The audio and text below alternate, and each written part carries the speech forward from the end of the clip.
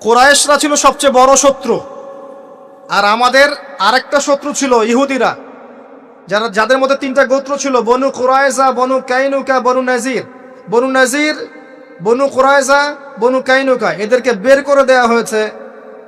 এরা খায়বারে গিয়ে আশ্রয় নিয়েছে।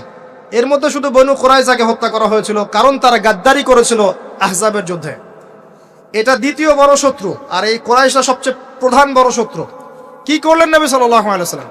তিনি 10 বছরের জন্য তাদের হাতকে চেপে ধরলেন। এই 10 বছর তারা আমাদের সাথে আর যুদ্ধ করবে না, মানে এরা স্টপ। এখন আমি বাইরের শত্রু থেকে ডিল করতে পারব। কথা কি বুঝতে পারছেন?